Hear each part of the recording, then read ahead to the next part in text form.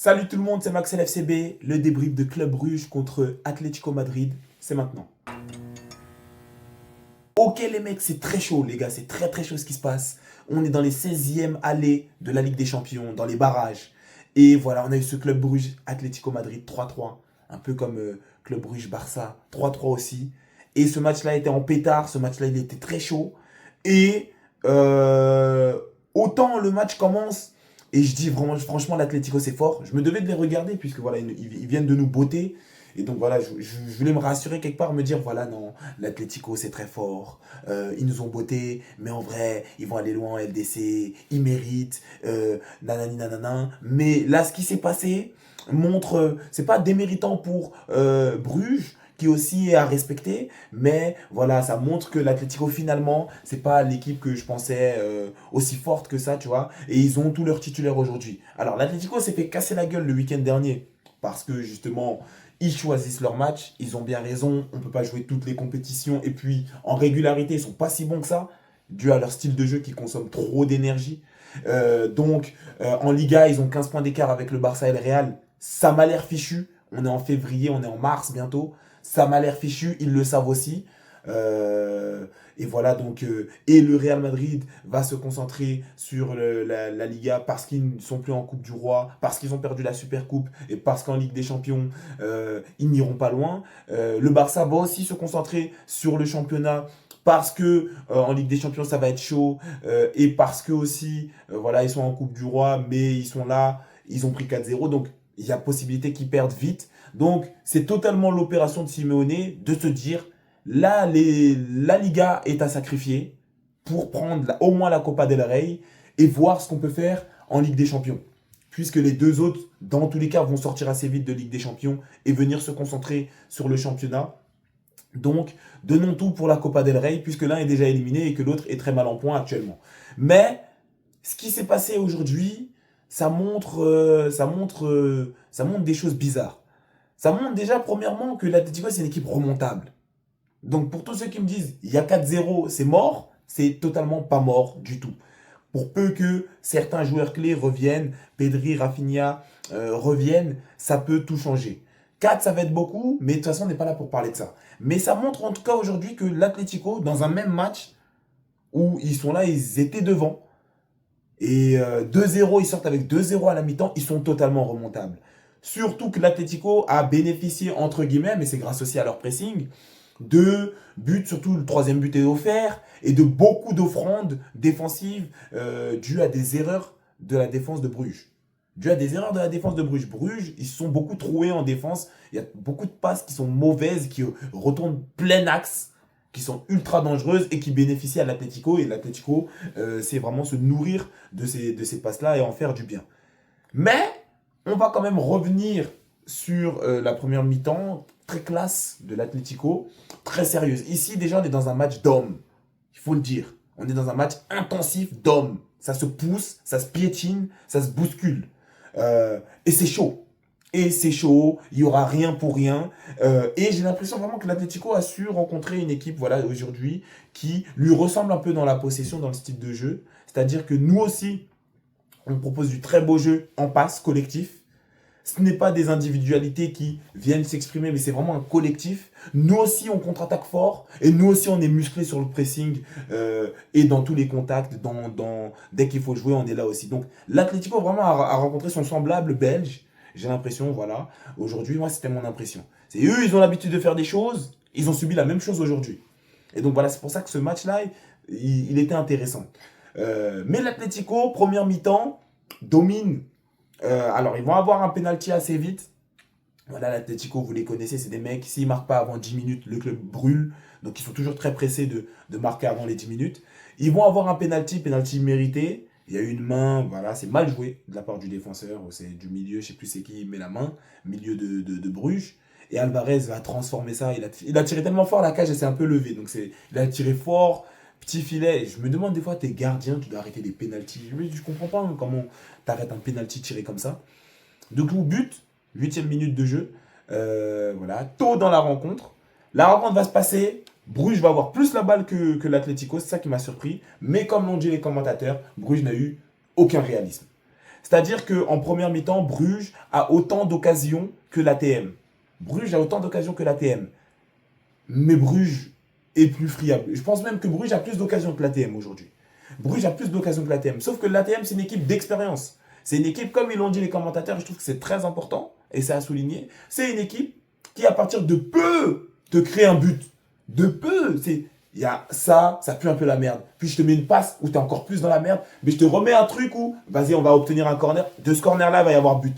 C'est vraiment la spécialité de l'Atlético. Faut rien leur laisser. D'un tout petit peu, ils te créent un but. Et donc voilà, c'est très intéressant de voir ça. Ils ont montré encore une fois leur expérience, voilà, qui est plus grande que celle de Bruges. Et derrière, voilà, Bruges a manqué sa première mi-temps. Pour moi, Bruges manque sa première mi-temps. Et voilà, pourtant, après leur premier but, l'Atlético montrait déjà des signes de faiblesse. Donc Bruges aurait pu en planter en première mi-temps et aujourd'hui, dès maintenant, avoir un avantage numérique au niveau du tableau de score pour avoir le retour au Metropolitano. Parce que Bruges est chez eux. Bruges va encaisser un but à la 45e plus 4 par Lookman. Voilà, très mal défendu encore. Donc on est sur deux offrandes. On est sur deux offrandes, entre guillemets.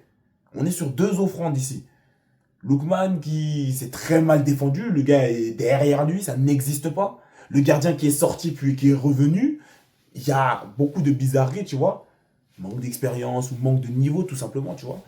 Mais pour moi, on est sur deux offrandes. La main aurait pu être évitée, le milieu saute comme un connard, il fait n'importe quoi.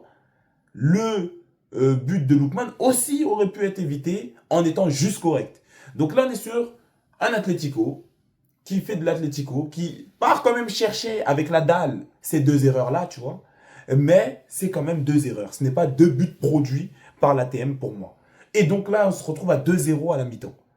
Mais le style de jeu de l'Atlético, même s'il y a des moments où je me dis, ils ont fait des vraies phases de football où ça joue bien, puisqu'on est sur deux équipes où vraiment, c'est les matchs à regarder pour tous ceux qui détestent les joueurs qui conservent le ballon, veulent se montrer, veulent faire parler leur individualité. Là, vous avez deux matchs avec deux blocs équipes, deux équipes, deux groupes équipes qui s'expriment pour le collectif. C'est moi, je suis un pion dans le collectif. Et du coup, c'est comme une partie d'échecs. Parce que ce pion-là va se déplacer là, pour pallier au pressing. Mais je viens, je me sacrifie, Donc ça va être un match à regarder qui va être intense, puisque chacun se vaut environ. Il n'y a personne qui, individuellement, bon, il y a des individualités, ATM, Alvarez, Grisou et Lookman, ils n'ont pas trop, entre guillemets, montré leur jeu balle au pied et leur individualité technique, parce que de toute façon, c'était pas ce qui était demandé. Tu vois, c'est pas ce qui était attendu par le jeu, là, tout de suite, ils demandaient pas ça. Et donc voilà, donc on est sur des gens équivalents. Et il y a aussi, du côté de Bruges, l'ailier gauche, là, Diakon, qui a fait du sale. Van Aken, c'est mon gars, toujours bon. Onyedika aussi, très fort. Tsolis, donc ça a bien joué. Très Soldi aussi en attaque. Donc ça a bien joué aussi du côté. Ils ont montré aussi de la qualité au niveau offensif du côté de Bruges. Donc, c'est vraiment deux équipes qui se valent. On peut le voir même dans les stats. Bruges a un peu plus eu le ballon, 58% 42. En XG 2,22, 2,36, sachant qu'un penalty c'est 0,75 ou 0,77. Donc, ça veut dire que tu comprends qu'en vrai de vrai, tu retires les penalties, tu vois que Bruges est quand même au-dessus en truc qui a été produit. 17 tirs à 13 et 4 grosses occasions des deux côtés. Donc ça veut dire que c'était un match très équilibré, mais encore une fois, voilà, Bruges s'est un peu troué défensivement. Donc on rappelle les buts, hein. Un penalty parce que tu sautes comme un con, un but de Lookman parce que tu le prends de derrière alors que le corner vient d'ici, donc personne ne fait ça, hein. Même en D70, on sait que c'est devant le joueur, voilà, tu ne peux pas le prendre de derrière, et un but CSC, même si Sorloth est là et peut-être aurait aligné, peut-être n'aurait pas fait. Mais donc, il faut voir la gueule des buts de l'Atlético, qui sont obtenus encore une fois grâce à leur pressing, grâce à leur grande expérience, mais c'est ça leur but. Et de l'autre côté, tu as des vrais buts, tu as des frappes, tu as des choses, tu as des buts de renard, et à chaque fois, un peu d'être hors jeu, mais ça a été bien jugé. Donc, c'est pas mal aussi. Des gens qui hurlent sur la VAR. Aujourd'hui, je pense qu'on aurait pu avoir un match dégueulasse s'il n'y a pas la VAR et des injustices produites. Donc, non, la VAR est bien. C'est juste qu'il faut que la VAR soit plus rapide et coupe moins le rythme des matchs. Donc, voilà, c'est juste ça. Il faut dire, améliorons la VAR, mais il ne faut pas cracher dessus. Je pense que la VAR est un très bon ajout pour le foot et ça fâche que ceux qui voilà veulent d'un foot où il y a des erreurs et où ça profite à leurs équipes. Donc c'est un peu dommage. Moi j'aime bien ce foot juste où quitte à un peu tuer un peu le rythme du match, on regardera si vraiment est-ce qu'il y a but, est-ce qu'il y a faute, etc. Est-ce qu'il y a hors-jeu, etc., etc. En tout cas, en deuxième mi-temps, Bruges est revenu en pétard et dès le début. Et donc c'était voilà, but.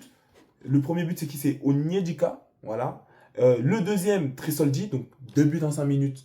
Comme l'ont dit les commentateurs encore une fois, le retard est rattrapé et c'est relancé, c'est reparti. On peut aller jouer 2-2. L'ATM qui va venir récupérer la possession du ballon à ce moment-là, qui va avoir un peu plus le momentum. Donc, ça va être très chaud. Mais c'est un ATM qui s'est fait pressuriser, qui a pris 2 buts en 5 minutes en sortie de première mi-temps, de deuxième mi-temps, excusez-moi. Enfin, en entrée de deuxième mi-temps. Donc, ça veut dire que ça démontre un style de jeu qui est trop vorace en énergie. Et aujourd'hui, l'ATM a eu quelqu'un qui a répondu à cela. Voilà. Ils ont été fatigués, ils se sont tués en première mi-temps, ils ne pouvaient pas se reposer en seconde. Et c'est des matchs qui m'impressionnent, moi, pourquoi? Parce que je me dis, ces deux équipes-là, elles vont aller jouer ce week-end. Je ne pense pas qu'elles vont gagner. Hein. L'énergie qui a été dépensée aujourd'hui, c'était très impressionnant. Autant par l'ATM que par Bruges. Et on a senti l'ATM faiblir à certains moments, senti Bruges aussi faiblir. Et à la fin, c'est vraiment du box-to-box où les gens quasiment ne peuvent plus redescendre parce qu'ils sont morts totalement. Mais il y a quand même cet effort surhumain de se dire, allez, on se tue ici, on est en 16e.